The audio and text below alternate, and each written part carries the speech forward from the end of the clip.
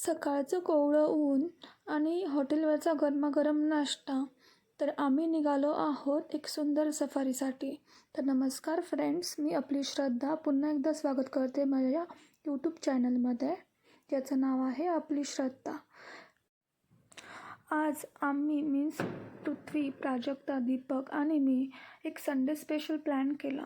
कुठेतरी फिरायला जाऊया असं ठरवलं आणि दीपक म्हणाला की आपण सिंहगड जाऊया. तर क्षणातच प्लॅन फायनल झाला आमचा.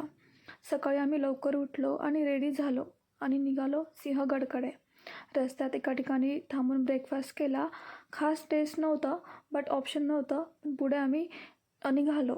जाताना मी ब्लॉगसाठी व्हिडिओ शूट करत होते.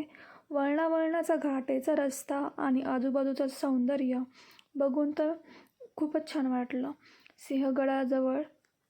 सिंहगडावर जात असताना रस्त्यात एकटी एकटी झाडी आणि ठिकठिकाणी लावलेली बोर्ड.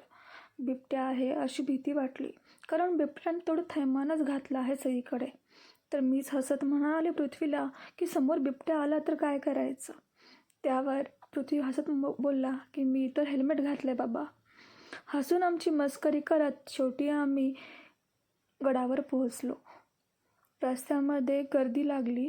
असं वाटलं की आता पूर्ण फुल आहे, कारण की संडे असल्यामुळे खूप लोकांची वर्दळ आणि गर्दी आज गडावरती होती. पण थोडे क्रॉस केल्यानंतर समजलं की नाही, गाडी पार्किंग काही लोकांनी खाली केली आहे. तरी पण आम्ही पोहोचलो. पार्किंग एका ठिकाणी करून आम्ही गड चढायला सुरुवात केली. या ठिकाणी प्राजक्ता पहिल्यांदाच आली होती आणि मी तिसऱ्यांदा. पण तरीही प्रत्येक वेळेस मला हा सिंहगड जरा नवाच वाटला. रस्त्यात नवीन नवीन स्टॉल, खाण्याचे पदार्थ आणि रानमेवा पाहून खूपच भारी वाटलं. तर काही ठिकाणी राहून मी पूर्ण कॅप्चर करण्याचा प्रयत्न केला आणि प्राजक्ताचे खूप सारे व्हिडिओज, फोटोज काढले आणि तिला मी प्रत्येक ठिकाणी मागच्या आठवणी शेअर करत होती की आम्ही इथे हे केलं, ते केलं. संडे स्पेशल असल्यामुळे खूपच छान वातावरण होतं. तर आम्ही फोटो काढण्याचा, व्हिडिओ काढण्याचा मोह काही सोडला नाही.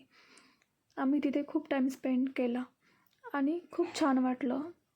हसी मजाक करत असताना आमची मस्ती चालू होती खूपच. प्राजक्ता आणि दीपकसोबत आम्ही हसत खेळत मस्ती करत होतो.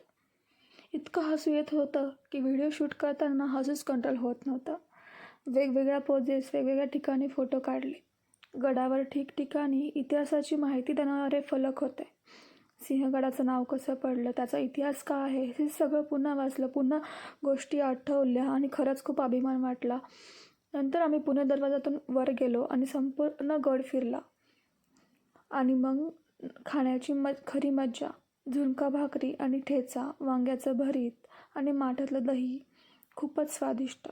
जेवणाचा मनसोक्त आस्वाद घेऊन घरी परतायचं ठरवलं. परतीच्या वाटेवर खडकवासला धरणाजवळ आम्ही थोडा वेळ थांबलो. निसर्गाचा आनंद घेतला आणि एक सुंदर संडे आठवणीत साठवत आम्ही घरी परतलो.